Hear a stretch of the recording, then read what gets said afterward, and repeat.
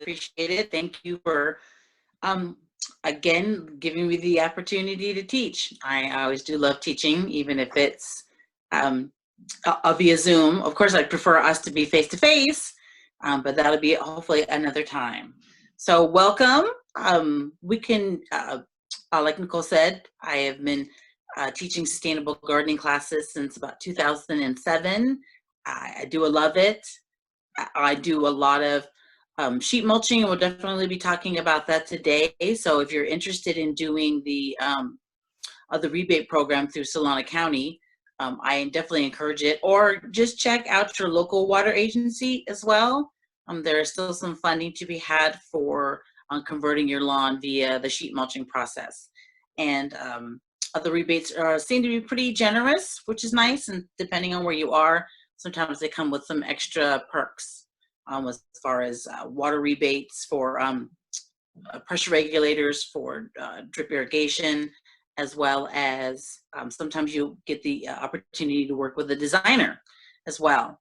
And at the, probably tomorrow, Nicole, you're gonna be sending out, I've incorporated some handouts that I'd like everyone to take a look at when they get a chance.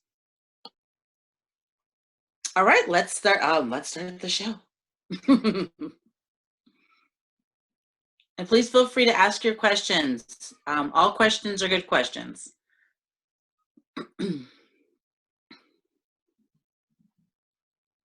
All right.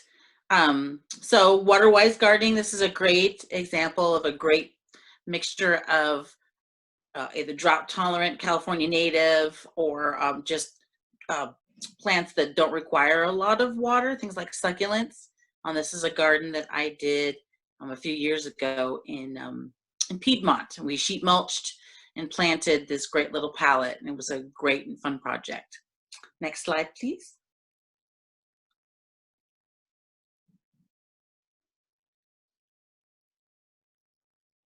Yes. So basically, Waterwise gardening is really about maximizing the water in your soil. And today we're going to be talking about a variety of different techniques on how to do that with efficient irrigation, of course, things like building healthy soil techniques. I'm the compost gal, so we are definitely going to be touching on compost and how it relates to not only nutrition as well as its water holding, its additional water holding capabilities for sure. That's definitely important. And then to be able to recycle whatever water, whether it be through a gray water system or through rainwater catchment. And we'll definitely be talking about that as well. I'm not sure why this is frozen, which is so unfortunate, but well, let me pull. I can walk through the agenda because that's the next slide.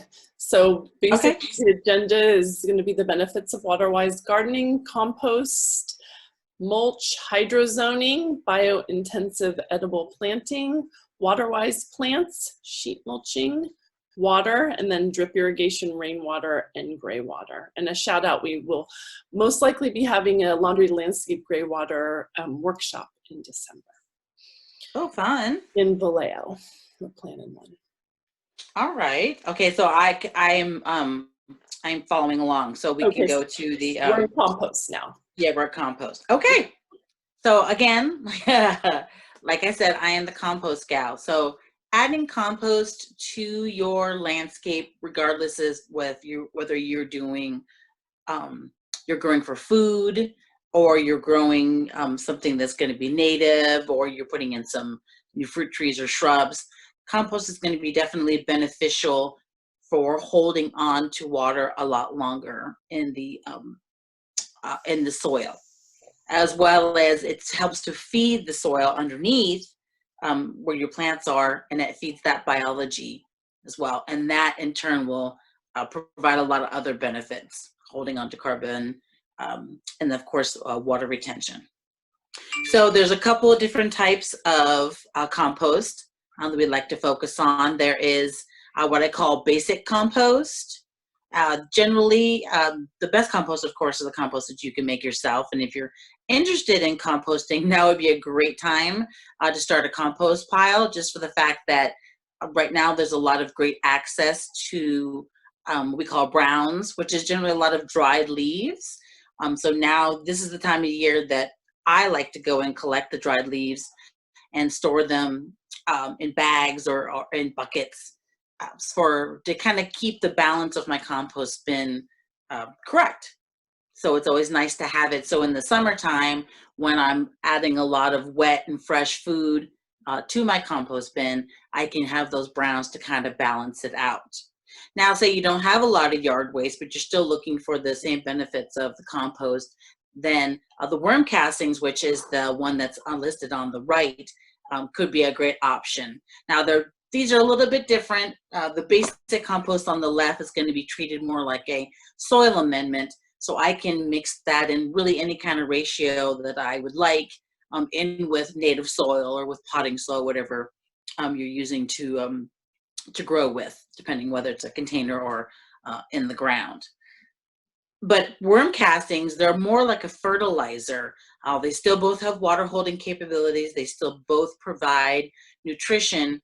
Compost, basic compost, adds kind of like a neutral nutrition, while worm castings are generally higher in things like nitrogen for leaf and stem and kind of branch development of all your plants. So you're going to want to definitely use that sparingly. With basic compost, you can do anywhere from 1 to 2 inches top dressing, just applying them on the top of the soil. Next slide.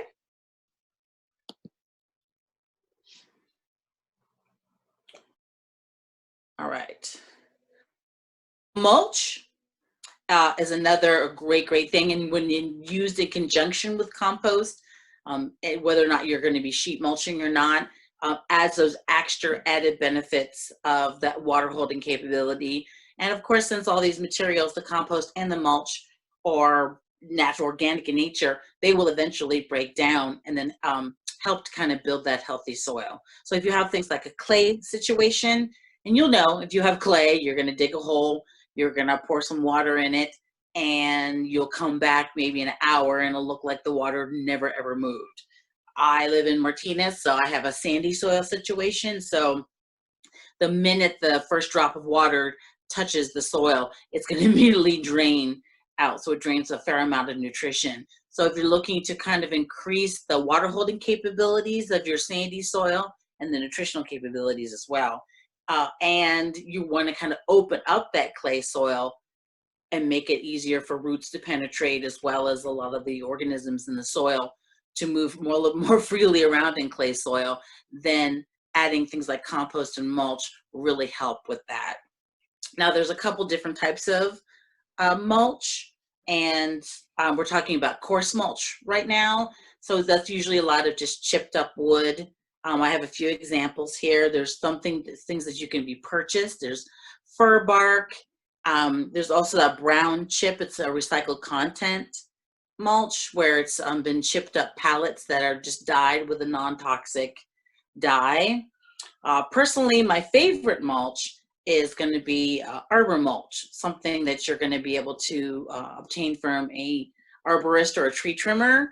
I really like this kind of model just for the fact that I'm not sure about Solano County, Nicole, and maybe you can answer that, but I know in Alameda County, there's a landfill ban on organic material. So if I'm an arborist, I basically have to make the trek to wherever I need to dump it, somewhere where eventually it's going to get turned into most likely compost or used in kind of a landfill situation. Sometimes they still do that too.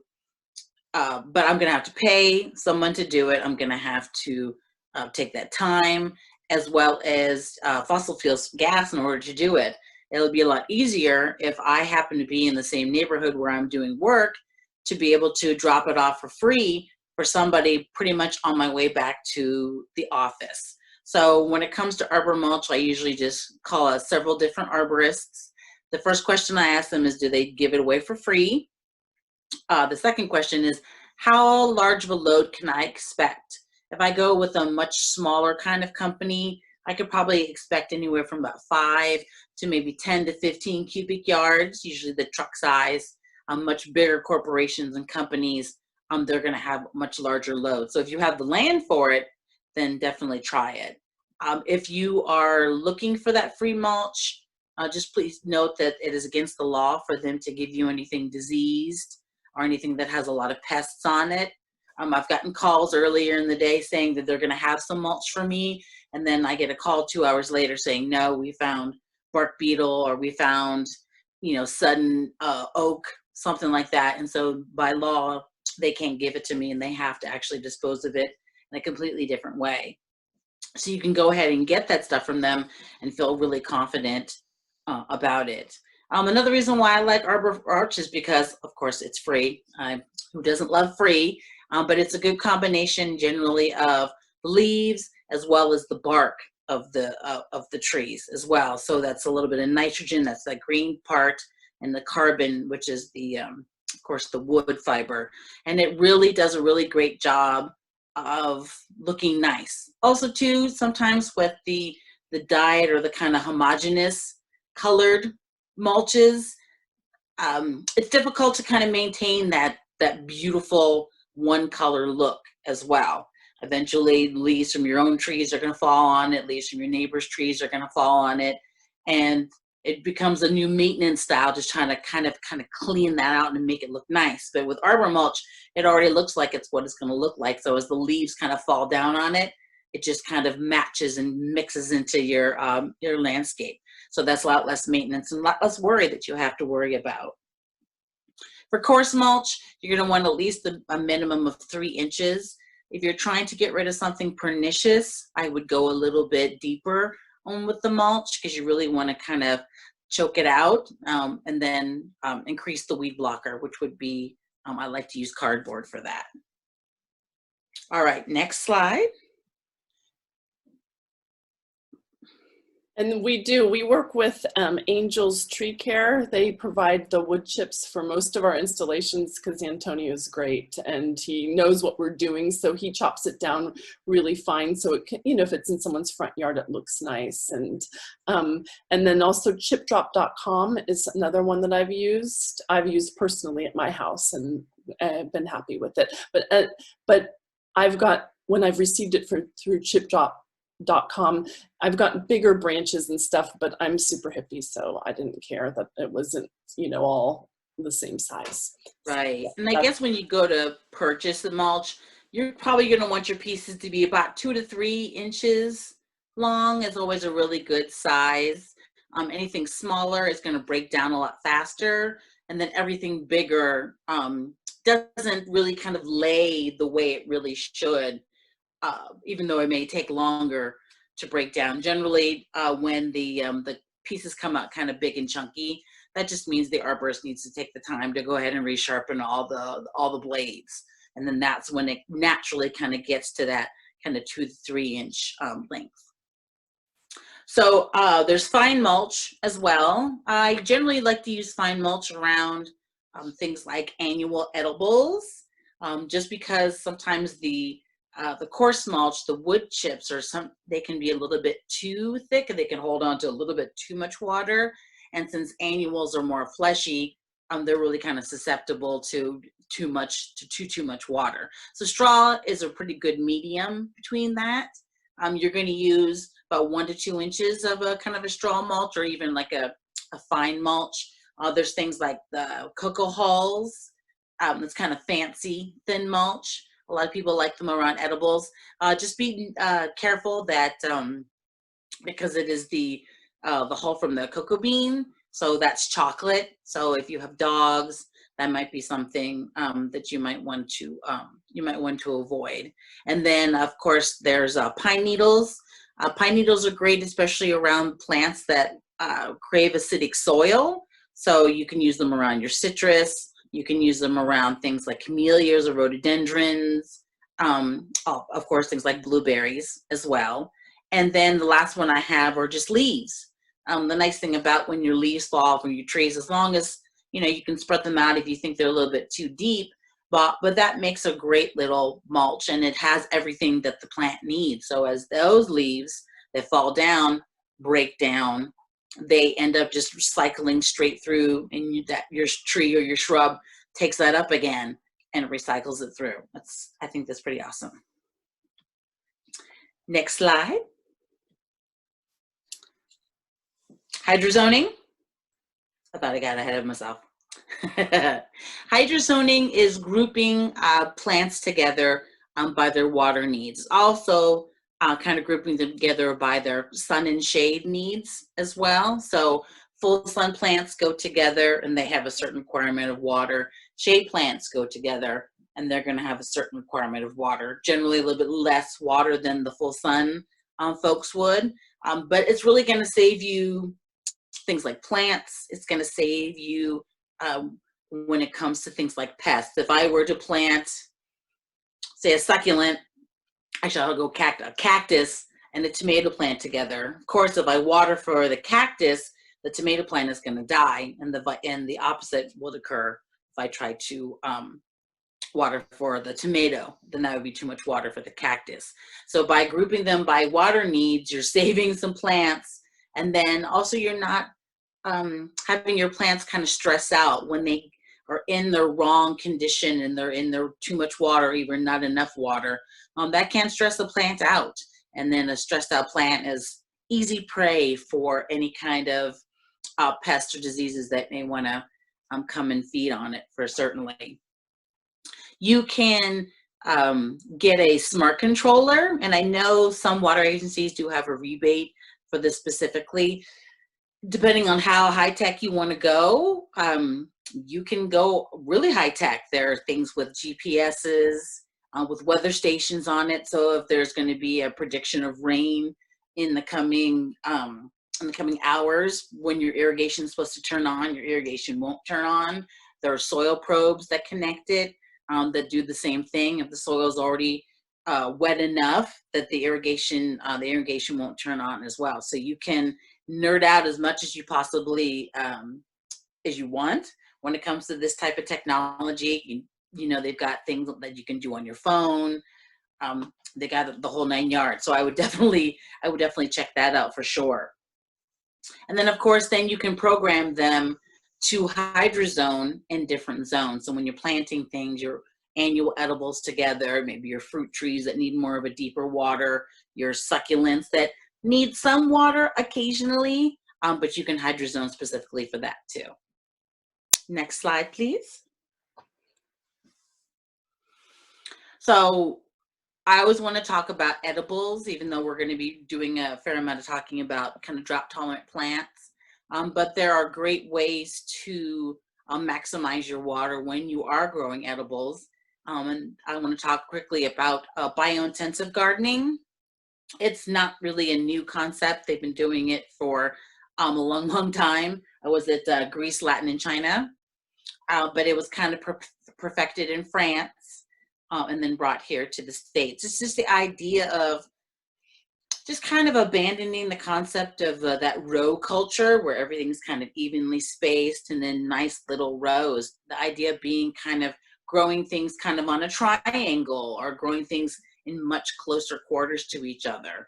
When they're a little bit closer, they can still be very successful. You can still get the same amount of yields, but you can put more plants on the same space that maybe you wouldn't in row culture.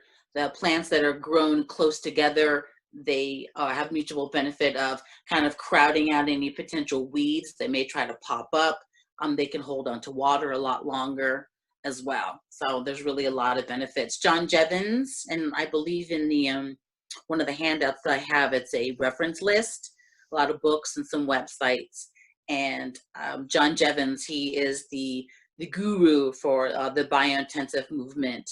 He actually teaches a 3-day workshop. Well, he probably doesn't right now, but prior to and after our shelter-in-place situation, he'll be teaching the biointensive method for anybody who's willing to learn up in Willits, which is probably about 3.5 hours from the San Francisco Bay to the north, heading up towards the Redwoods. It's a great class. I took that several years ago, and I learned a lot of stuff, being able to grow a lot more food on a much smaller base, and the benefits of that. All right, next slide. All right, so now we get to the pretty pictures part. Some great water-wise plants, and if you live anywhere where you can be considered a Mediterranean climate, which is technically wet winters and dry summers, and that ranges anywhere across the globe from the western parts of South America, South Africa, and Australia, and of course as the Mediterranean basin.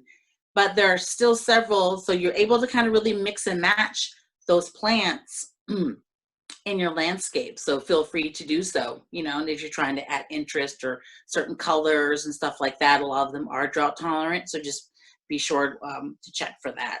So in the pictures that I have here, I'm going to go from top over. The top left-hand corner is buckwheat. It's a gorgeous plant. I think we're going to talk about it a little bit more on the slide.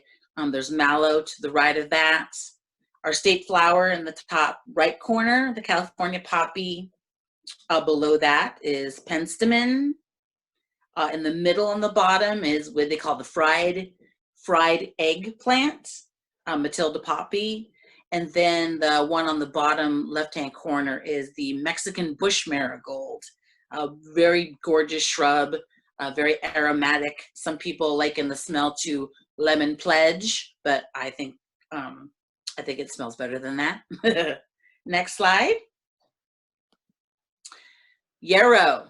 Now, of all the California native plants, this one is one of my favorites. I like it for a variety of different reasons. It's semi-evergreen, so it is a perennial. Most of the plants that we're going to be talking about are perennials. You put them in the ground and they give you love for several years, hopefully longer than you would like them to. They're going to require full sun, and they need some like deep watering to kind of get established, but generally it takes only about a year or so because it's a little bit more fleshy for them to get established. So a lot of times that after they get established, and a lot of drought tolerant plants are this way, you can turn the irrigation off. You may have to kind of supplement maybe some extra hot summers, but after they get established, you can turn the irrigation off and just allow our winter rains to kind of sustain them. So yarrow, it does flower. It's right in the process of just finished flowering. Some instances, I've seen still some things in bloom, but our weather's been kind of crazy lately. I love it because it doesn't get very large. Maybe it'll get, you know, 2.5, 3 feet tall, and maybe about 3 feet. Its footprint's about 3 feet wide, depending on the plant. Sometimes you can get ones a little bit more kind of ground covery. The flowers are beautiful. The bees love it. The butterflies love it. And it is the host plant for at least 5 different varieties of beneficial insects. So if you're growing anything else in your garden, it's kind of like built-in pest control, which I adore. Usually when the ladybugs are in season, you can see them in a variety of different stages, like the picture I have shown on the top. That is a juvenile lady beetle. Those are the ones that eat copious and copious amounts of those sap-sucking insects that like to work on your kale and your chard and your tomatoes and stuff. So, and then it comes in a variety of different colors and cultivars, which is also pretty great, I think. But you want to be able to push, like any kind of drought tolerant plant, you want to make sure that you have enough drainage for them. So I always recommend planting things on mounds, not only just for drainage, but for visual interest as well. All right, next slide. Manzanita.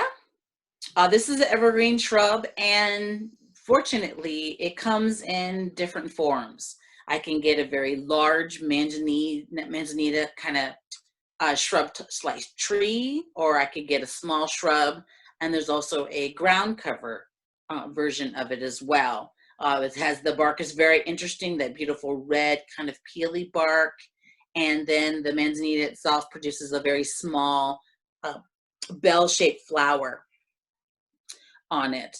So that's very interesting as well. Again, drought tolerant. It that's going to be about to flower right about now, or probably February, March, late winter, kind of early spring, when it'll flower again. And I've included the different types of the sizes that they get to. It's a great kind of understory plant, which is nice. So it really works well with certain things that have acidic soil. So you can pair it with things like pine trees or redwood trees, which both of those have a tendency to give you some acidic soil situations. All right. Next slide, please. And this just shows a picture of the manzanita. I know the. Oh yes, you get an opportunity to take a look at the beautiful red bark, and then the beautiful bell-shaped flower for sure. And it's nice that if you could put it up somewhere where it's really kind of showy. It's a great and very interesting plant.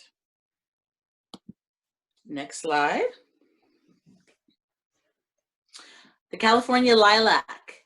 Now, if you have the space for it, this is my alternate for yarrow. It's the same thing except for the California lilac, regardless of whatever form it comes in, ground cover, shrub, big shrub. If you have the room for it, then the California lilac is a really good plant as well. The flowers come in a variety of kind of lilac-y colors, all the way to the really, really dark kind of royal purple. They call that dark star Ceanothus. And I've actually seen some white cultivars as well. The leaves are very interesting. Those are evergreen as well. It can seem like it's a little deciduous, but it's really an evergreen plant. They have nitrogen fixing bacteria attached to it. So while it is providing habitat for beneficial insects and pollen for bees and butterflies, it is actually actively pulling nitrogen out of the atmosphere and putting into the soil. So it's kind of its own little nitrogen engine, which is going to provide a lot of nutrition, not only for the Ceanothus itself, but everything, all the other plants that are around it will also get an opportunity to take advantage of the nitrogen as well. And it only lasts about 7 to 12 years, which is kind of unfortunate. But I think there's going to be some great 7 to 12 years for sure. Next slide. All right, California fuchsia. They keep changing the name. I like the new name, Salchneria. It's always fun to say. It flowers in the summer and the fall, of course. Full sun to part shade, which is nice. Full sun to part shade is a great kind of range to be, because I think generally, especially if you have a lot of trees on your property, that's a great plant that'll do a great job underneath it. It also looks nice kind of in the shade situation. The leaves are kind of a dusky green, and the flower itself is very large and colorful. So in a shady situation, I hate to say this quote, but it's really going to kind of pop a little bit. It's great for, it does get pretty big, and then depending on the variety that you get, there's a ground cover variety that can be a little bit aggressive, I guess is the phrase that I would like to say. But if you have the space for it and a room for it to let it run, then it would be a great one. And bees definitely do love this. So by saving a lot of water, you're also lending yourself to covering up the soil, so the soil stays in place and gets a chance to kind of build healthy soil, as well as these plants just provide great habitat for a lot of beneficial insects that we really, really do need in our gardens and just in general, for sure. It's great for oak understory plants as well. I like that because they can take that partial shade. And again, it, like I said earlier, it does come in different forms. You can get a large kind of shrub all the way down to a ground cover version. Next slide. This one's big. I've actually started seeing this one as kind of a, I hate to say, municipal, kind of like freeway, kind of roadway kind of plant. It's called Flannel Bush Fremontodendron. Supposedly deer don't really like it. It does have a bit of a texture to it that some people may or may not like. That's why they call it flannel bush. It's kind of hard to tell in the picture, but the leaves are kind of fuzzy. Some people think that it's a little bit of an irritant. So I definitely wouldn't plant it near doors or any kind of openings or pathways, maybe where somebody might rub up against it. However, it is a beautiful plant. As you can see, the flowers are wonderful in bloom. They bloom in the spring and you really can't miss them. They're really kind of one of the early flowers that come in spring. And that's the nice thing about native plants, that I think sometimes they kind of get a bum rap just for, a lot of people think that they are sticks and twigs and they don't have a lot of showiness to them. But when the annual plants are kind of faded back by the winter rains and by the shorter days, it's that kind of window between probably Christmas and, let's say, late March, where nothing else is going on, but the California natives are thriving and they are producing flowers and they're kind of giving us some beautiful stuff in the shortest days of our of the year.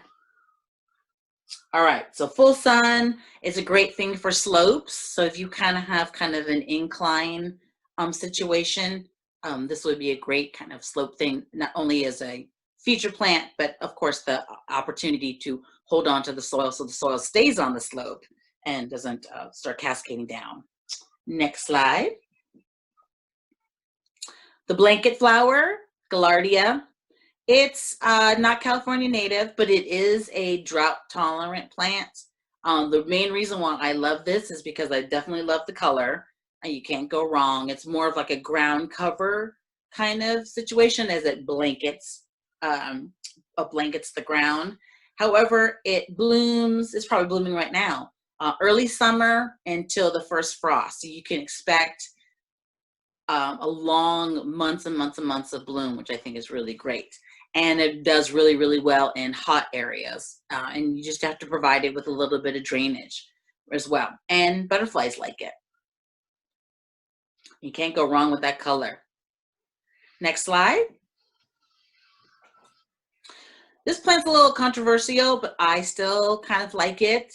It can propagate. And if you have a big enough spot, you can get one Pride of Madera and then eventually have several Pride of Maderas on your property, but they're also really easy to pull. I love them just because, look at that flower. Bees like it. I've seen lady beetles on this plant as well. It's full sun. The leaves you can kind of see, they're very kind of showy. So even when the plant itself is not in bloom, it does really have a kind of a good foundation, a good showy kind of plant. It does get pretty big, about 4 or 5 feet tall and wide. So it's a good kind of foundation, kind of in the corner plant. Maybe a plant that might be center stage in your garden as well. And the nice thing about it, it is drought tolerant, and it's also wind tolerant as well. And of course, look at that flower. Can't go wrong with that. All right, next one. Oh my goodness, 12 feet tall. Yeah, see? They're wonderful, wonderful, beautiful plants. I've never seen one 12 feet tall. I'm gonna have to see a picture of that, please. So sages, they are the largest member of the mint family. And one thing I do like about it is because they are drought tolerant, they do handle a lot of full sun. Most of the varieties can take full sun. They just need some additional drainage. Again, it's just that one constant thing that you're going to hear with a drought tolerant plant is it's going to need some adequate drainage. And they're just really beautiful, and you can put, unless you're an expert on it, you could put 2 or 3 different sage plants in your garden, and they would all look totally different. So let's go to the next slide. This is hummingbird sage in this picture. And then, of course, there's Mexican sage, pineapple sage, Mexicans on the left. I see this a lot of traditionally. The Mexican sage, you get a pretty large, very large. But again, if you have the space for it, why not? All right, next slide. So some of the benefits to a lot of these, and I've kind of touched on them as we were talking. They're already suited to our climate and soils. So that's one of the great benefits of incorporating a native plant, regardless of what state you live in. So incorporating a native plant, they already know kind of what to expect. You know, plants that automatically grow on slopes are going to be great for that additional drainage, or ones that can really kind of handle clay soil. There's a great book, and you may want to either check it out from the library if we're still doing that. It's the East Bay Mud book. It's plants for summer dry climates. It is a wonderful, wonderful book. I believe I've included it in the on my references, just for the fact that it's got great plants. It tells you what their water needs and how to hydrozone them. But in the back of the book, it's got a great little section about, I have a hot site. So here's a list of plants for hot sites. I have a shady site. I need to make a windbreak. I have clay soil. I have sandy soil. So it really kind of helps you kind of break down the types of plants depending on what kind of conditions you want to go ahead and put them in. And then that saves you on worrying about having to kill plants. Another benefits, they provide food and shelter for either native or beneficial species. Carr talked about the beneficial insects for pest control, pollinators, and of course the fact that they are drought tolerant, which is going to save you some water, especially if you're going to be hoping to incorporate things like drip irrigation. Next slide.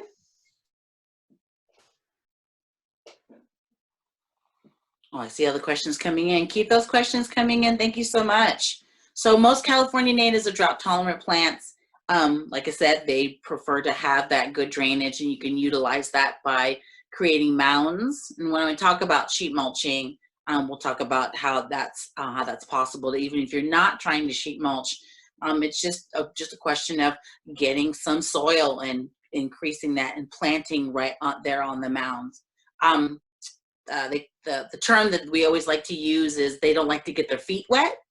So by increasing that drainage, not only you're going to be saving the plant, and then it's going to force the roots to really go down deep, deep, deep into the soil to kind of anchor themselves, as well as to be able to get access to any kind of water that's in the soil, kind of on their own terms, and not have to worry about them getting overwatered. Because when you get into kind of like a bucket situation, you're definitely that water's just gonna sit right at your main trunk of your plant, and you definitely want to try to avoid that. You want a mound situation. Coarse mulch, I said a minimum about 3 inches. Of course, if you're trying to get rid of something nasty, then coarse mulch is something like a chipped up wood generally, Rachel. So, you know, if you say you're trying to take a tree out, or you're trying to have your arborist come and chip up the tree as well, as long as that tree is not diseased, I always encourage people to ask the tree trimmer to leave it. And if you know that maybe they've done a job earlier that day or the day before, you may want to ask them to bring whatever stuff they had from the day before and then incorporate whatever else that you're working on in your property as well. So definitely. So yeah, wood chips for sure. It's just distinction between straw and things like pine needles, which are going to be kind of a fine mulch or a thin mulch. When it comes to planting natives or drought tolerant plants, I'm always going to want to encourage to add compost as well as a healthy soil building material, and just to kind of help those native plants to kind of get adjusted to their new situation. But that would be the only time that I would have to use it. I mean, they're used to our kind of nutrient poor soil, so you know, why try to force that on them? It's just really to help them kind of get established, help to kind of break up some clay situations, and of course to feed the soil. So after that, you don't have to incorporate any kind of fertilizer or compost, anything after that. Just kind of let them go, which is another really great benefit about these types of plants. And then make sure you read your labels, because you're going to want to plant for a mature size. Mature size is going to be, and believe what they say on the label. So if the label says that your manzanita is going to get 4 feet across, then definitely plan for 4 feet across for certain. It may be a little bit more depending on how much kind of additional rain might expand that. Just for the fact that you try to want to avoid overcrowding your plants, because you at some point you may have to separate them, and then every time you have to cut, you have to prune, there's a lot of open situations which could potentially a pest or disease might want to take advantage of. And then and then also too, it just incorporates a lot more green waste that maybe that you don't necessarily need to do as well. And then sometimes it also changes the shape and kind of the overall design of it too, once you have to kind of cut it to kind of shape it to fit around some already existing plants. All right, next slide. I talked about hydrozoning. Excuse me. So that's super important. And then this is the time of year to incorporate these plants into your landscape for a variety of different reasons. The days are shorter, of course, the days are cooler. With the anticipation of winter rains to help kind of get them established, that's also important as well. And it seems that the water efficiency for drip irrigation is going to work a little bit better, so you don't have to worry about things like evaporation in the wintertime as you would in the summertime. These conditions are going to help get your plants nice and established, force the roots to go deep into the soil and kind of get established. So when the summer, that first summer comes, they're kind of ready for any kind of heat situation that may come your way. So for sure.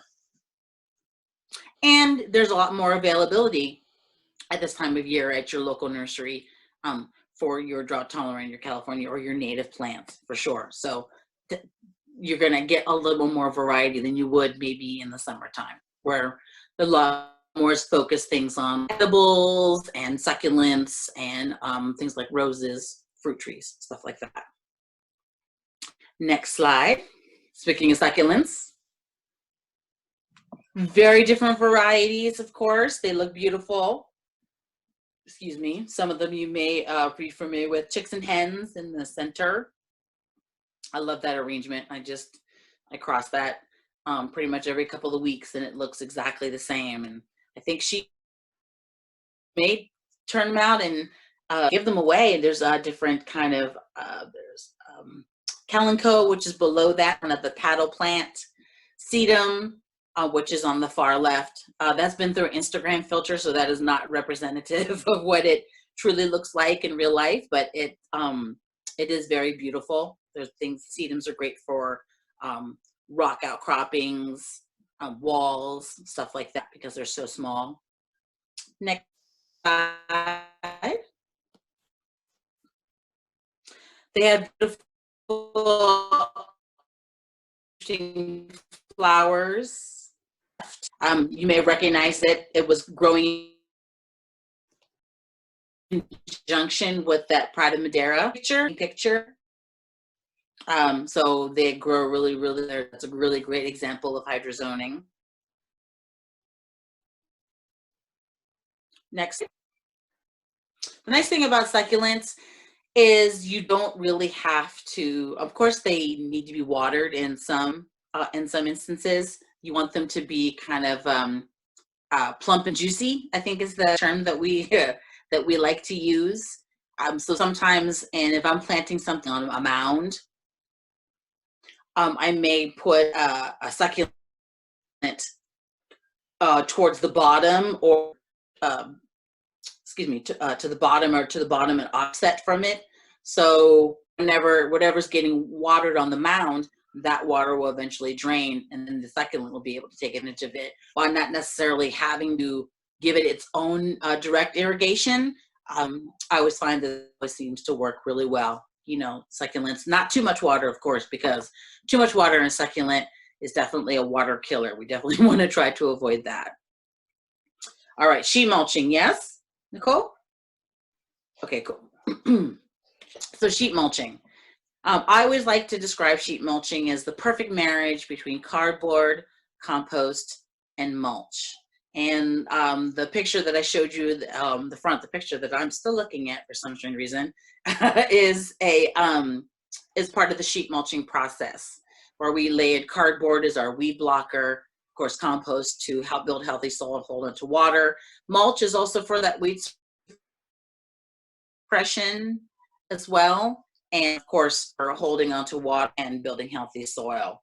A couple of great examples. You have a couple options when it comes to cardboard. You can get recycled cardboard boxes, or you can purchase rolled cardboard for your project. And it really all depends on how quickly you want to sheet mulch, or you can use them in a combination with both. I've done that on projects as well.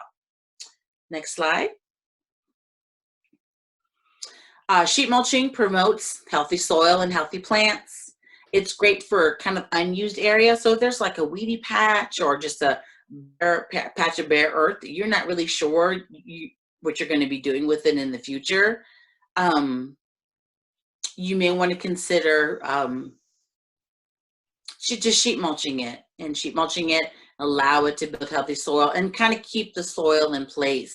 It's important, so even when we get the rains, if the soil itself doesn't have a lot of organic material, the soil is just going to slough off and just kind of fade away, unfortunately. So keeping the soil intact and making it actually do a little bit of work without having to do a lot of work while you try to decide what it is you'd like to do with it in the future. Mulch kind of creates just a blank canvas from which you can build on. So it makes it nice and uniform and a lot easier to work with.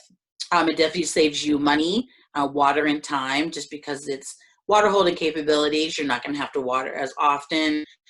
If you had a lawn, those days of having to mow the lawn are gone. It is not no maintenance. There's definitely some maintenance involved with a sheet mulch drought tolerant garden, but you just have to kind of switch over some things, things like pruning, checking for pests, dividing plants that maybe have overgrown, deadheading, stuff like that. But there's still some maintenance, but not as much as you would with a traditional lawn or just a bare spot of earth. Weed suppression, especially if you're trying to get rid of something pernicious, you can be successful. It just takes a little bit more work on your part and some tenacity to just make sure it doesn't kind of take hold again.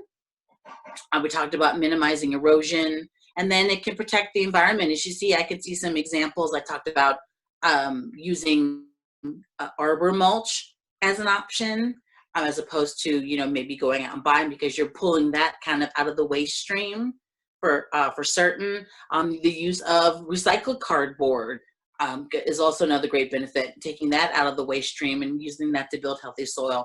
Or even if you buy compost, which is made out of recycled content material, another great option as well as that. Plus, all these things don't have to be put on a truck and taken to certain places to be transformed into something else. You can just have all that stuff kind of brought to you or collected on your own, and you can kind of build that. And then with the advent of using compost in it, you're actually capturing carbon. I'm not sure if anyone's heard of the term carbon farming. There's been a lot of documentaries going around, and the ideal of using compost to sequester carbon into the soil, and where it can be kept for decades and decades and decades. as long as the soil itself is left undisturbed. So sheet mulching is a great way to not disturb the soil, as well as have the opportunity to pull carbon out of the atmosphere where it's not doing us any good up there, and to put it back into the soil where it has a lot more benefits than it definitely does in the atmosphere. So I'm going to go over the steps real quick because I want to make sure we have enough time for questions, because there's some questions I saw that come into the chat. All right. So our first layer, of course, is going to be our cardboard layer. The example I have here is a box that I got from a bicycle shop. So if you're looking to get salvage cardboard, and I'm definitely going to recommend it, even if it's just Amazon Prime boxes or moving boxes. I've gone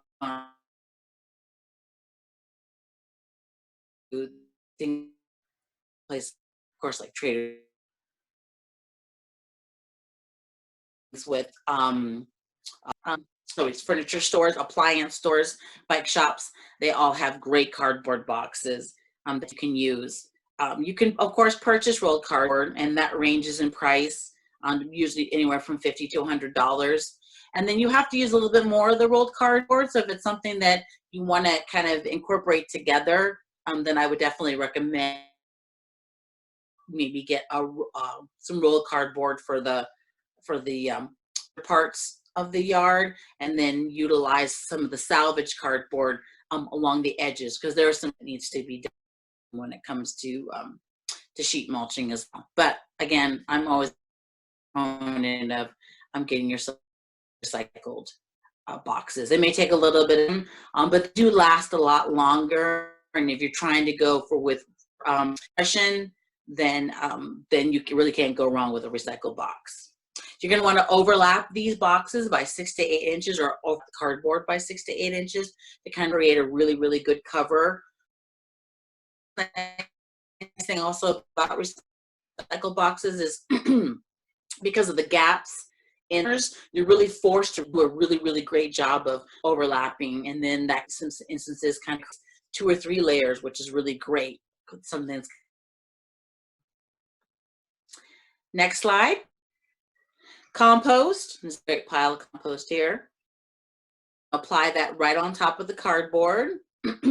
You're gonna 1/2 to 2 inches, and I usually do the test with my my finger. I'll just stick my finger in it, and no, the cardboard needs to be overlapped by 6 to 8 inches. The cardboard can be any size. But you're going to make sure you want to overlap it by 6 to 8 inches to kind of create a really great, this is your weed blocker.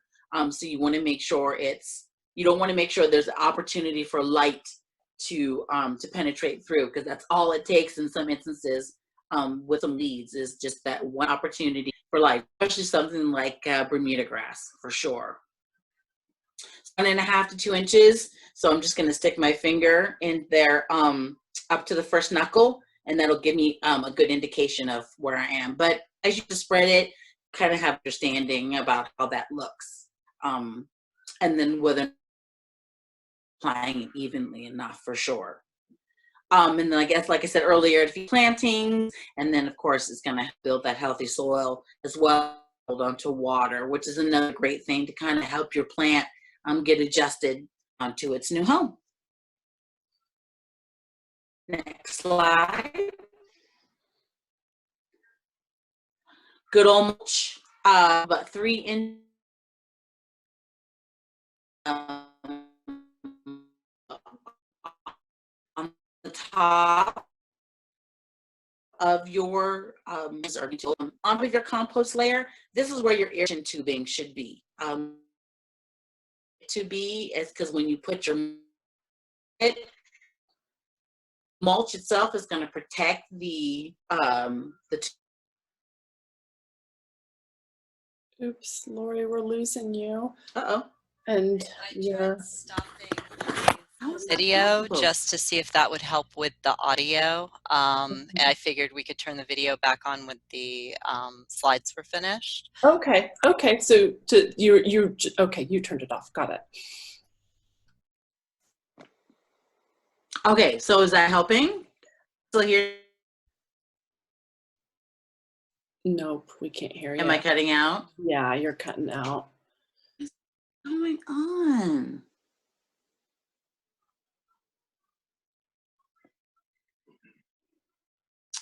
I'm not sure exactly what is going on, to be honest. You're back now. Oh, I'm back? Okay. You're back now. My apologies. I'm not excuse me. I'm not exactly sure what's going on here at the house. Apologies. We were talking about mulch. Again, it creates a sponge to keep evaporation. So put the irrigation tubing on top of the compost and place the mulch on top. The mulch is going to protect the thing from the sun, as well as it's pretty much held under the mulch, and then that's going to keep evaporation down. So it's really going to maximize the water that you have and keep it basically where it needs to be, which is near your plants to help them grow. You're going to make sure that if it's around trees, you're going to want to put about a foot around there. You don't want the mulch to get too close to the base of your trees or the main stems of your plants. I've seen this before, but I always love to do this. You're definitely trying to avoid a turtleneck. You want something a little bit off the shoulder. You want this to be a little for watering purposes. It's a fruit tree, or an shrub, or just for the fact that you don't want to come too close. Mulch is great. It has water holding capabilities. If you put it too close, right here at the base, then you can get a situation where it may start too much water will start to kind of irritate the bark, and then it starts to kind of wear away because it's too wet. Then you a fungus problem. So just to avoid that, just to give them kind of a little bit of a wide berth for certain. And then of course, with anything that's organic, is eventually going to break down. And so part of the maintenance with sheet mulching is when the cardboard starts to break down, you're gonna just apply a bare piece of cardboard on top of the breaking down, place on top, just kind of do kind of a patchwork. And then how long does the cardboard and mulch last? That really all depends on if you're planting anything, irrigating anything. Water and plants are going to speed up the process a little faster than, say, if you just left it bare and just allowed it. Or sometimes rain years helps the speed of the decomposition process. So that's just some extra little thing that you may have to do, but I kind of like it. So, all right. So the next slide. Am I still here? Yep. Voice-wise? Yep. You're doing. Yep, okay. You can hear yes. Okay, perfect. Okay, great. Thank you. Thanks, everyone. Some of the prep, the first step is, of course, to say, oh, you know what, the sheet mulching is a really, really great idea. I would definitely contact your local water agency to see if there's a rebate option. Definitely, there's nothing wrong with free money. Check and see if they have one for lawn conversion via sheet mulching. Check to see if they have one for anyone for irrigation. Them have ones for rebates for pressure regulators. Well, you'll definitely need a pressure regulator to convert your irrigation from standard to drip irrigation as well. So check and see, and then see what else they offer. Sometimes there's things like mulch coupons. Sometimes they come in like a big, so definitely check out your local water agency and see what they have to offer. Do that first because they need to come and check out your site first before you start to do any work. And so that's really important. I would hate everyone go out and sheet mulch and then try to apply for the rebate and be denied because they had a chance to kind of take a look at what your cycle of how much watering, if you have been watering, to come and take pictures and look at your site. So I'll call 811 prior to digging. There's going to be some trenching to be involved. If you're going to plant a plant that's 5 gallons or larger, it's a good time to put those in prior to sheet mulching just for the fact that trying to, well, you don't want to have to try to dig a gigantic hole, a 5-gallon or larger plant. You're really just going to end up tearing up your sheet mulching, that you're going to have to rebuild that. So putting it in prior, it's going to be a lot easier. Just be mindful that when you go to put it in, you're going to put it in, and so it's kind of equal to the soil, and but you're going to do it prior to sheet mulching. You're going to want to make sure that you put it slightly above the soil. So when it comes to sheet mulch, you're going to be able to do cardboard, compost, and mulch. And then that's going to be able to take up the remainder of the space. And again, more of a mound and less of kind of a bowl situation. If you were to plant it just equal to the soil, then when you add those new layers, now you have a bowl where water is going to be pretty much trapped in there. You really want that really good drainage. And then since you're going to be trenching around the area, you're going to come across your irrigation, and then a great opportunity to cap the ones that you don't want to use and convert the ones that you're eventually going to convert to drip irrigation. All right, next slide. All right, talked about planting those 5-gallon plants or larger. If the weeds are tall but waist high, I'd probably chop them down. Also, if you have weeds in that the diameter of the stems are pretty thick, like a magic marker, like a Sharpie marker or thicker, I'd probably pull those out first and get rid of those, put those in the organic cart, and then you can go ahead. But if you still have a lawn, or if it's just kind of short weeds, don't bother. When you're going to sheet mulch it, it's going to basically get compost all those weeds, and all that nitrogen that they sucked out of your soil, it's going to be reintroduced back into your soil as they start to decompose, which is, I think, is great. It's just recycling right there at the soil. That talked about trenching along the hardscape, wherever your mulch area is going to meet, maybe a driveway or a sidewalk or a junction box or a patio, a walkway, and make sure that you're going to about 3 to 6 inches down as much as you can. Clay soil, it can be difficult. I like to water the edges of my sheet mulch area, 1 to 2 trenching, just to kind of loosen it up a little bit and make it a lot easier to trench. But about 3 to 6 inches and about 1 foot wide, which is the length of a spade shovel. So I always use the measure.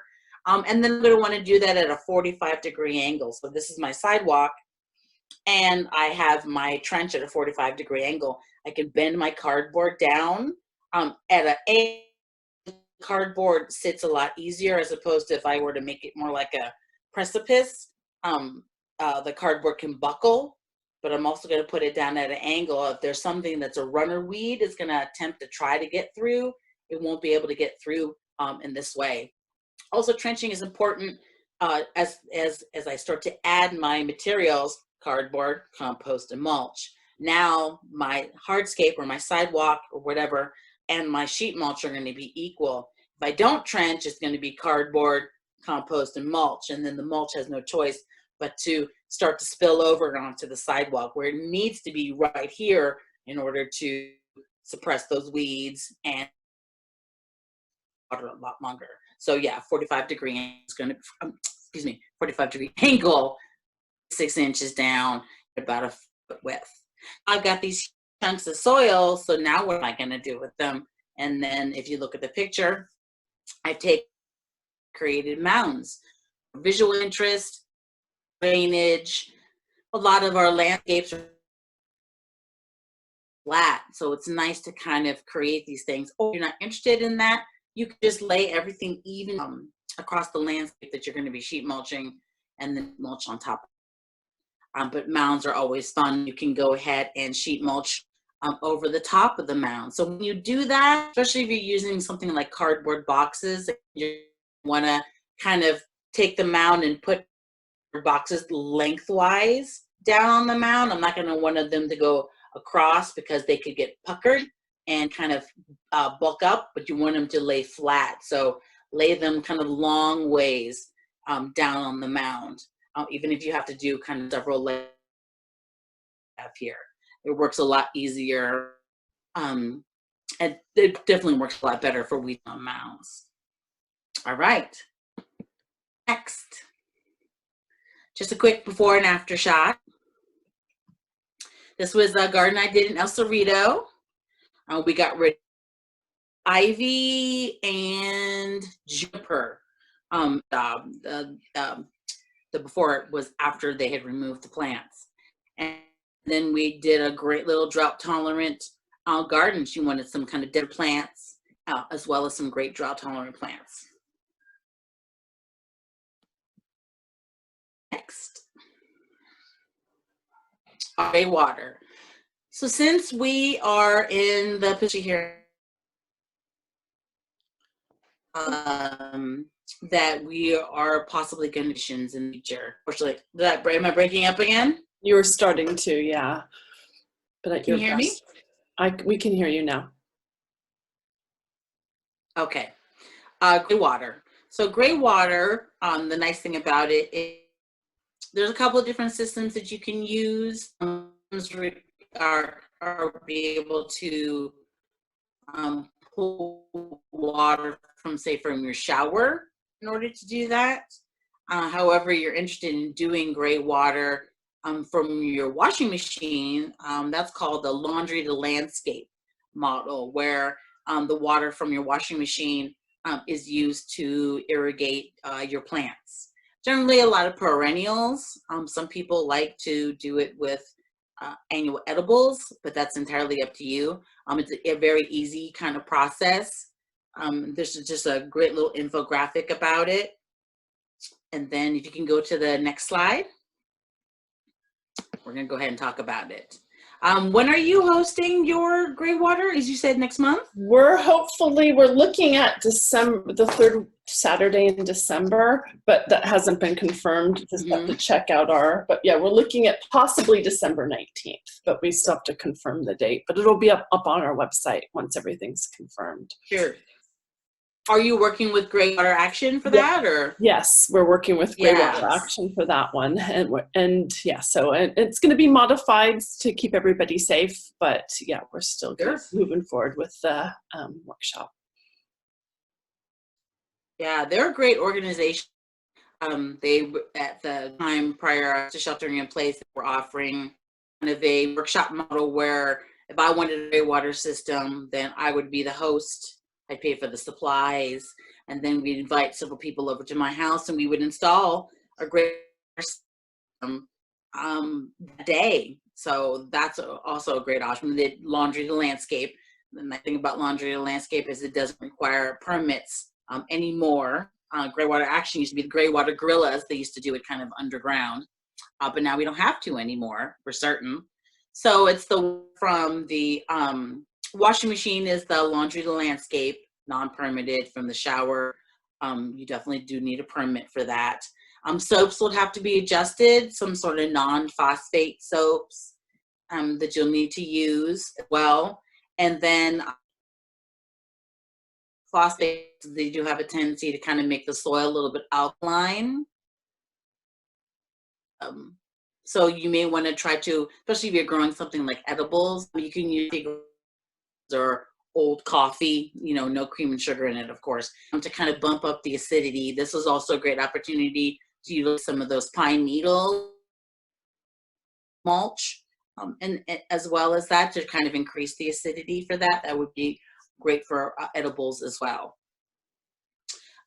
And then sometimes it kind of increases the salinity. So of course the addition of compost is going to be great to kind of balance out that the nutrition, as well as kind of bring everything kind of up to a neutral phase. And it helps definitely with salts.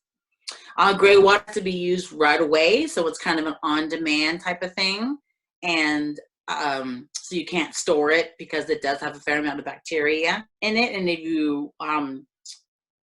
you're dubious, then just go ahead and take a little bit of the water out of your rinse water out of your washing machine and set it outside for a day. It's really, really gross, really, really fast. So it's always important to use that. However, the nice thing about the gray water system is stuff is water or you don't need to water them. You do have the option of switching it to divert that water soil as instead of having to do it to that. Can you go to the next slide, Nicole? Yep. This is the 3-valve system, like I said. So whenever you wanted to gray water, when you wanted to go to the land, you could turn it in one direction.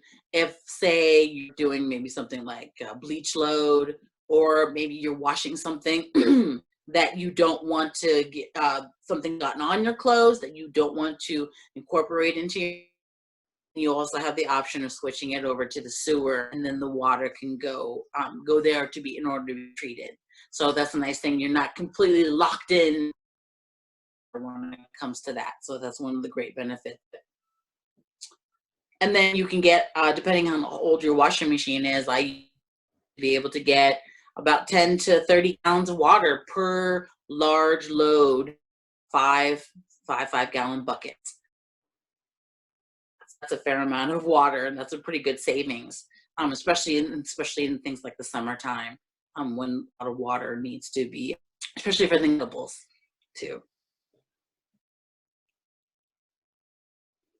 Oops, I think we lost you. But I can finish this slide. I can finish this slide. So, and you don't need to get a permit for this system, which is really helpful and wonderful that you don't have to deal with that. So now we're at rain barrels and rainwater harvesting. Let's see if you're back, Lori. Am I back? Yep, you're back. So okay, great. Like Nicole said, you don't need a permit for it. And this is a fancy kind of rain barrel, but your rain barrels don't have to be fancy. I've seen rain in the different types of configurations, whether people just go to their local hardware store and get a 30-gallon garbage can with a lid and little spigots. You're just going to want to make rain barrel you have. You're going to want to raise, especially if you intend attaching it. You're going to want to probably about at least 6 to 8 inches, so you get a little clearance. So you'll have room for the spigot as well as the hose. And then the nice water is it can be indefinitely. Can you go to the next slide? Yep. All right. So it can be stored indefinitely, but however, it can become a breeding ground as we transition, especially from winter to spring. It can become a breeding ground for mosquitoes. So I always recommend that if you do kind of have a situation or open or somewhere where a mosquito could get in, the product that I have showed here, it's a bacteria, BT dunks. It kills the larvae in the water, but the water itself is still potable. So you don't have to worry about your kids playing in the water or your pets. It's still safe for your plants. And so it keeps that mosquito load down that's in it. So that's also a great little benefit. And they do last a long time too, as well. So usually by 4 weeks, a couple of dunks get you through the kind of the major hump when the breeding of mosquitoes is going on.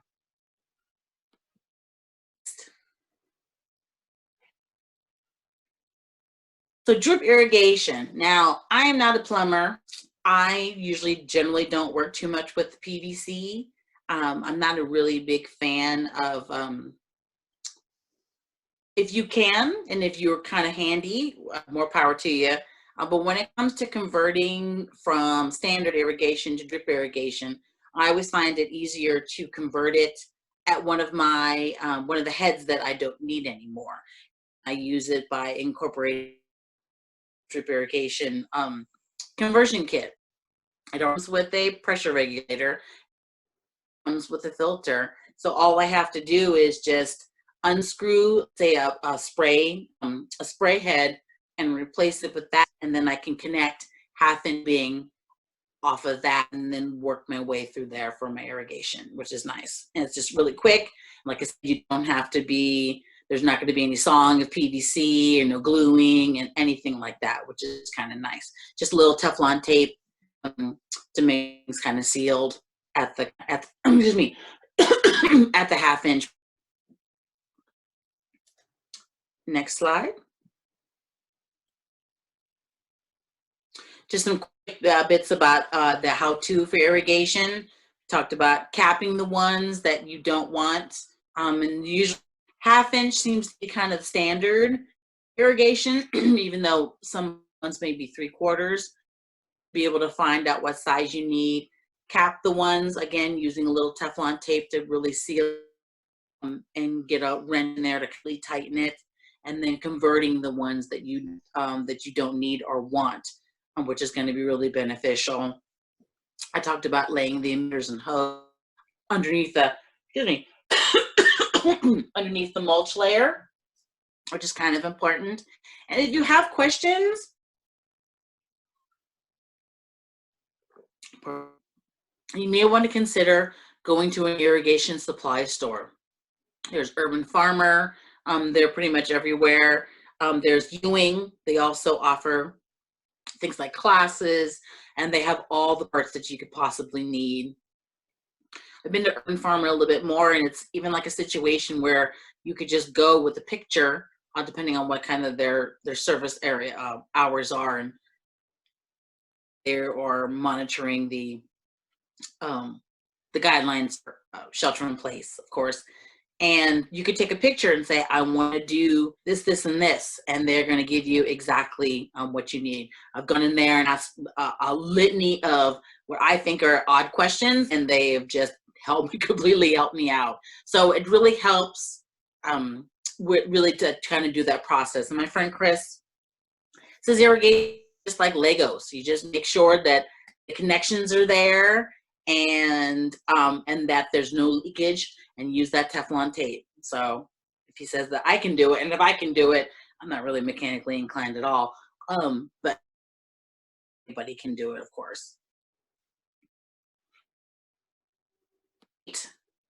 Next slide. Questions. Questions. Can you go to the last slide? I'll have my contact information, as well as this contact information on all the handouts as well. So let me put this to the side. I appreciate your patience with this technical difficulty. I'm gonna have to figure out, maybe I have to update my Zoom or something. Never thought about that. Listen, can we put let's see if it will work for the questions. But first, before we get to the questions, I'm going to ask everybody to fill out the short survey. Yes, so please take our short survey. This helps us to kind of get to know what topics you'd like to hear about and how we can support that. All right. So it says Lori's bandwidth is low, apparently. I don't know. Or maybe you have kids on there. Uh-oh. I'm not sure what that's about. Let's try to get to a few questions. Let's look at the chat and see. So, I don't know if we've gone. Let's go to the top just to get to the first ones. Ooh, free wood chips at Cerrito Vista Park. Okay, nice.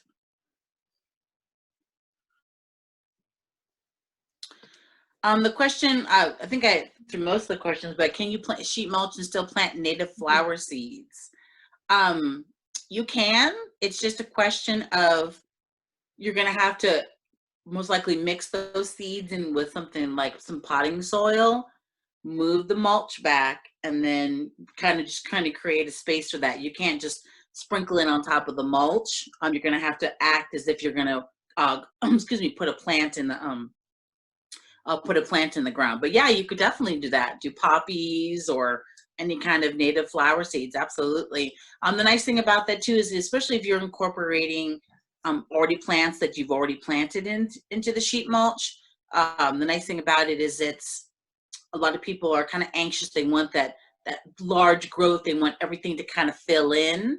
And by adding these seeds, especially if there's something that's annual or something that kind of reseeds itself, it kind of really does fill in those gaps and giving your plants an opportunity so it doesn't look so sparse while you're waiting for everything kind of else to grow. So yes, absolutely. And I think you got to the one. Go ahead. Oh, straw, yeah. Someone said urban gardener enrichment, or just look for a feed store, carry straw. You definitely want to go with straw, not hay. Straw is the inert portion of it. Hay has the seeds.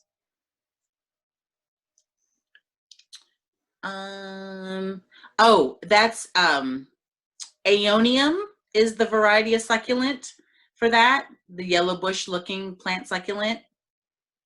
That was growing next to Pride of Madera, Carmen. That is the Aeonium. That's the variety of the succulent. So Marty, yes, fellow I don't even know where we call it, Martinezan? Martinanite? Yes, I have done a good job of sheet mulching, usually with crabgrass or Bermuda grass. It's really all about that trenching and adding additional layers of not only cardboard, and sometimes traditionally the sheet mulch process is putting the cardboard down and kind of wetting it to kind of anchor it into place. When it's something nasty, I never wet it. I put the cardboard on strictly dry to make it last a little bit longer. And then again, I'm going to put a thicker layer of mulch on top. So definitely try that. And like I said, most likely it's going to want to try to pop up where sidewalk meets lawn.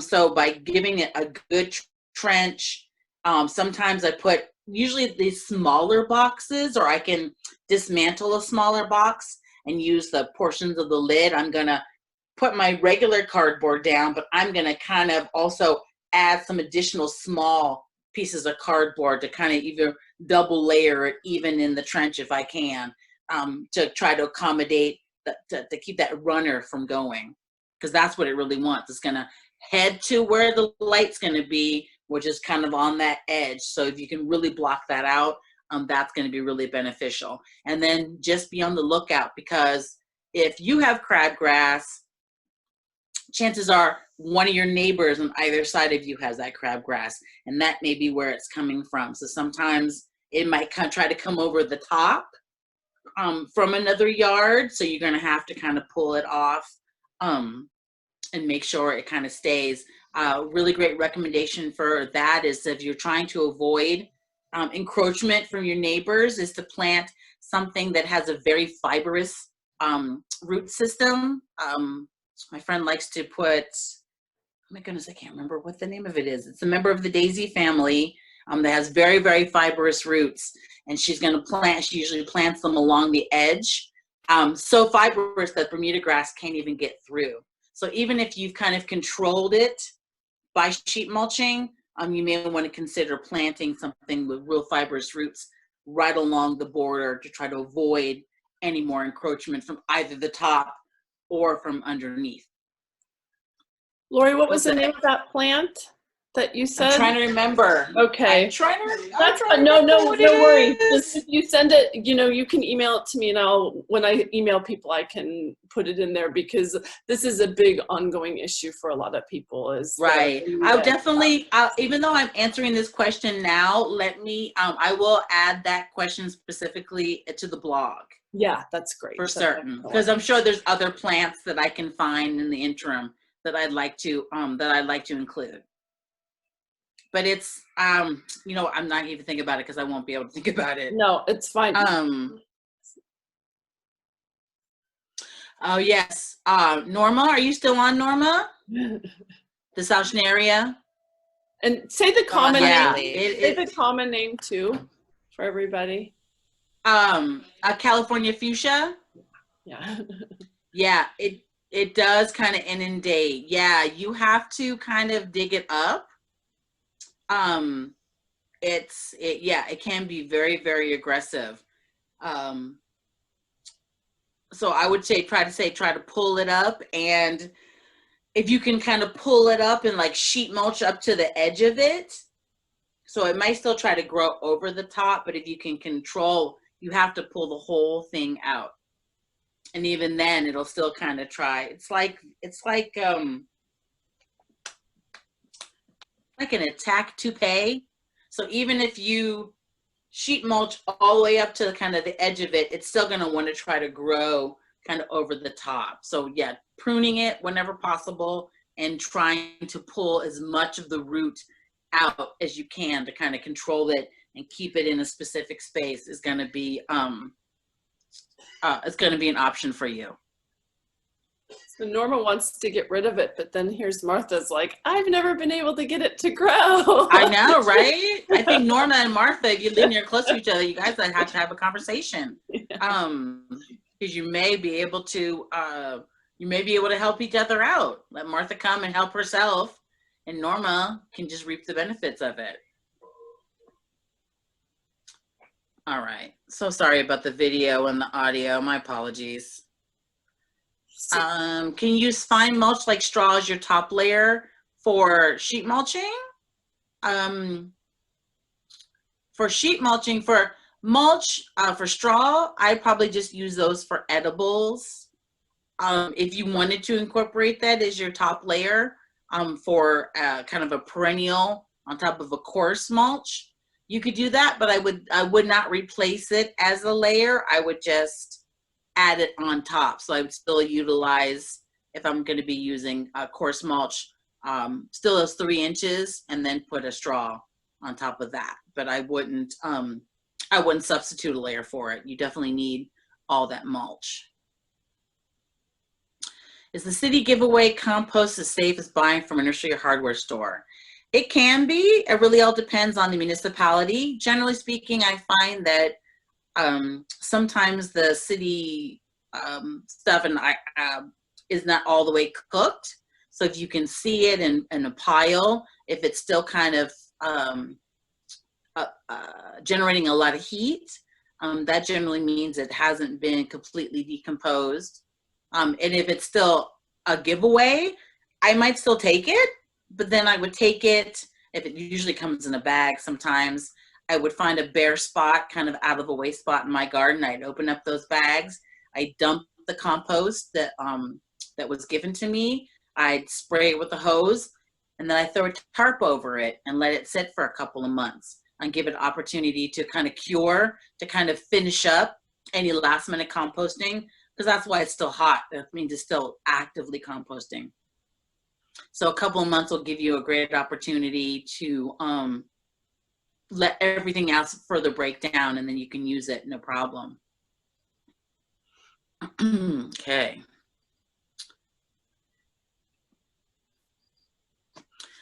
Let's see, my yard has an uneven surface because of the removal of a tree a number of years ago. Can I just sheet mulch over that, or should I break up the soil surface first? No, I would go ahead and I shouldn't have to break it up. If you think it's going to be like a little bit of a dip, so where it might, as I put the cardboard on, it might kind of buckle into the dip, then I may get some soil and just kind of maybe try to make it as flat as possible. That would be my only concern. I have less concern about a mound than I would maybe a dip. It's a lot easier to kind of work over kind of a hump. And if there's already still existing of the stump, then I would just sheet mulch over it. I'd probably give it a couple of layers of just stacked cardboard on top of it, and then put some additional cardboard on top of that and use it like I would a mound. Make sure it goes over kind of long ways over the hump, for sure. Let's see.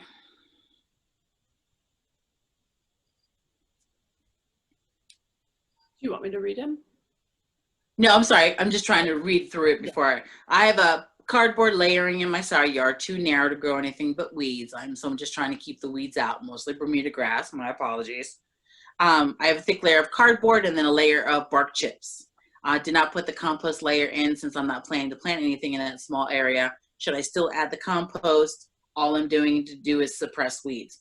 No, if you're just going to try to suppress the weeds and you have no intention of planting anything, then no, you wouldn't necessarily have to incorporate the, bring the compost in. You could just do the cardboard and the mulch. If you're having issues with it, I'm not sure how narrow is narrow. Is it 2, 3 feet?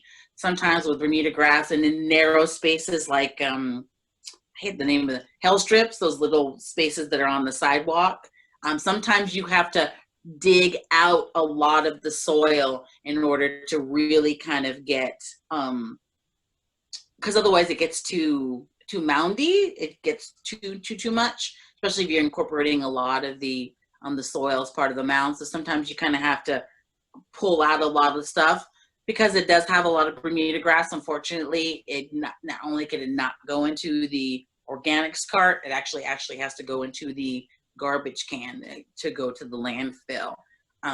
So that's one of the things that, because if you just move the Bermuda grass from one area to another, it actually likes that.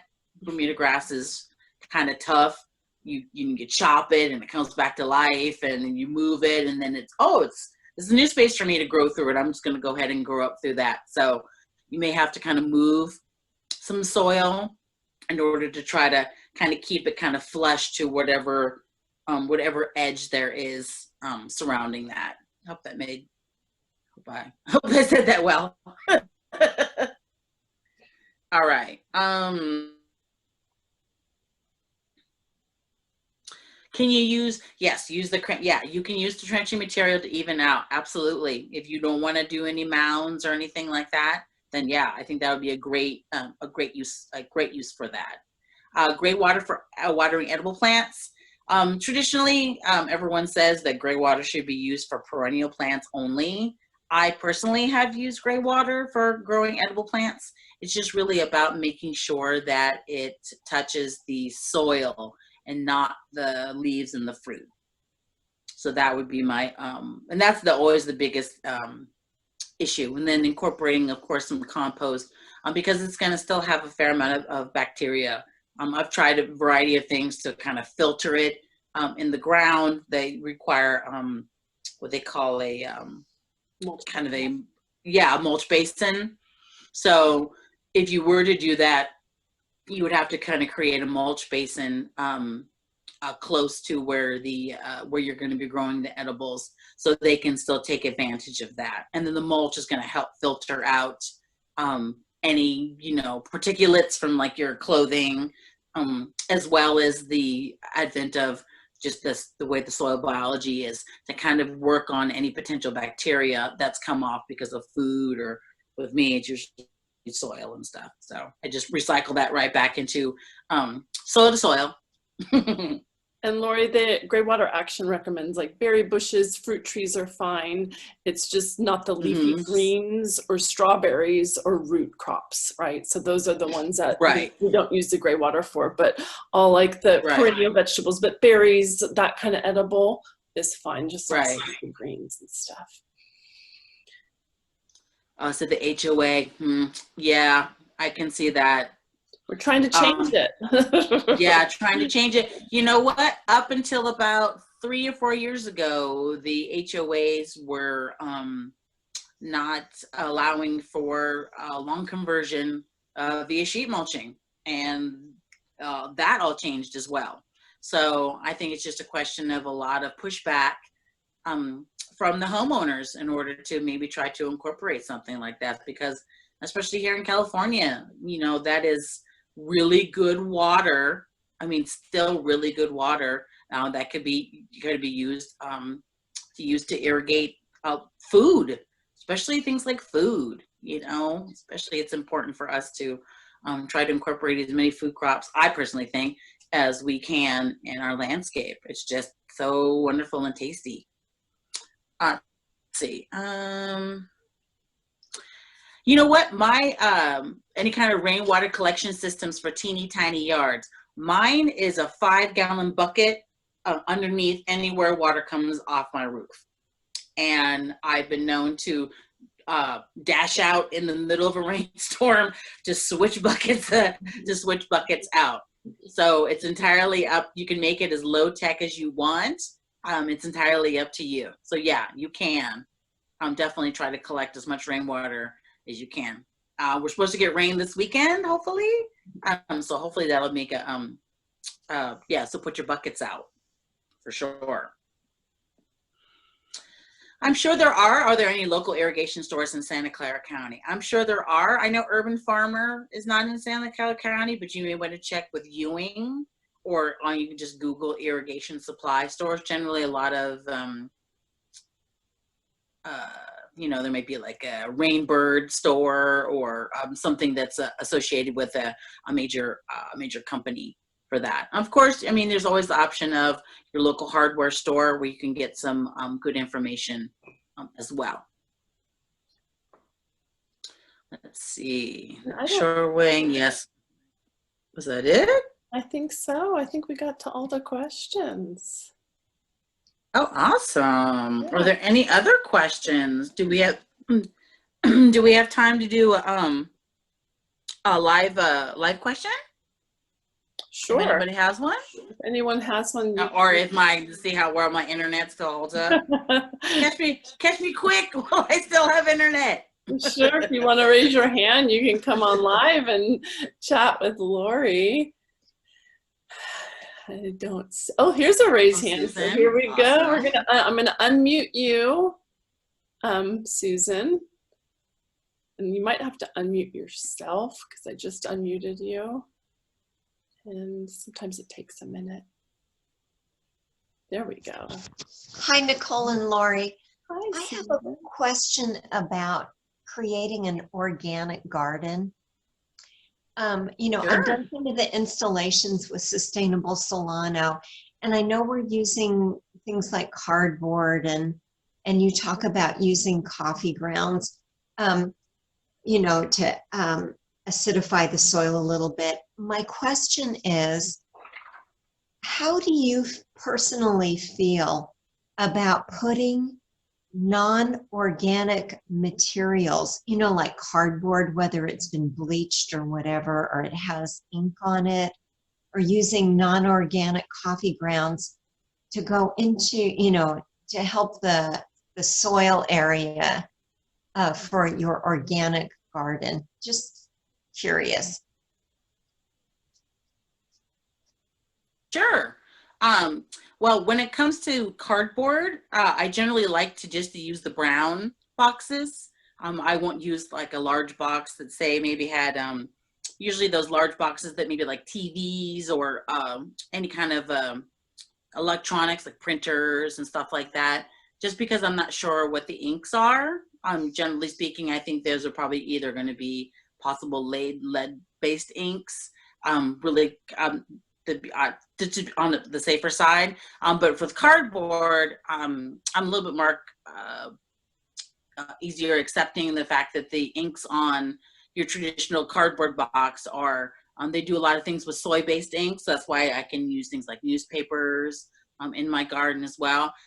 They are organic in nature, just for the fact that they will eventually break down. So I personally don't have a problem with that, nor do I have a problem with using coffee grounds as well. I don't have really an issue with that. Whenever possible, I always try to get sustainably harvested coffee. I like to make my own coffee at home because it's way cheaper than going out to buy some. So no, and I've had really great success with these things. And as a gardener, I think it's kind of important to kind of close the loop, if whenever possible, in your own landscape. And so by using things like cardboard or coffee grounds, or making my own compost and stuff like that, I think those items kind of lend itself to that, just that recycling and the upcycling of those materials, and not even including them as part of the waste stream. They just come to me and then I turn them into something else. Thank you, Lori. Sure. I really love every time I take one of your classes. Thank you so much.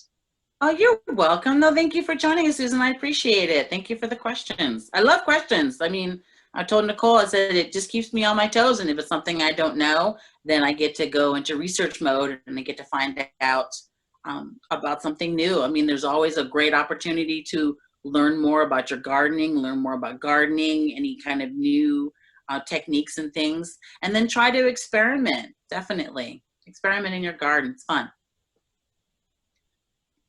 Hi, Mom. My mom is joining us today. I want to say hello to my mom. Hi, Lori's mom. And my dad, if my dad is watching. Any other questions? I think there was just a comment from Landre.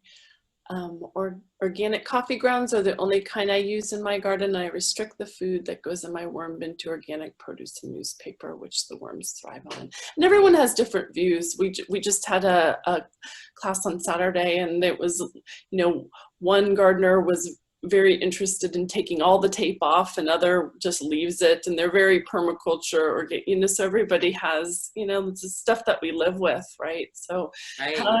And sometimes we could drive ourselves crazy trying to do things perfect too, Right, but as long as I think it's intention more than, I think it's a lot of intention with that as too. I never take off my tape off of my cardboard. It's kind of like a flag. If I can see the tape, then I know that we're down to the cardboard layer and that it's time to. I was liking it to those turkeys that have the little pop-up things. The little pop-up that tells you when you're done. That's what tape does for me in the sheet mulch situation. I'm like, oh, okay, I can see tape. That means I need new cardboard and I need new mulch in that area. So it makes it kind of easier, especially when it's flapping in the breeze. I mean, you really can't ignore it.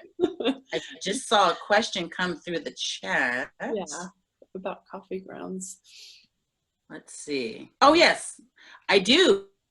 I grow a lot of edibles, so I'm gonna use coffee grounds on a lot of my edibles, and especially my acid loving plants. So I have a lemon and a lime tree, and they get coffee grounds, and pretty much all my edible plants get coffee grounds. I mean, it's not a ton of acidity, but it's enough acidity to kind of help when your soil is slightly acidic.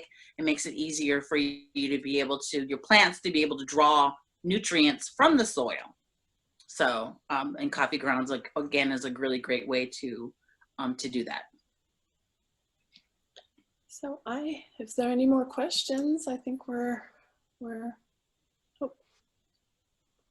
So it's a question about slug bait, aside from using organics. So I guess it's about slugs.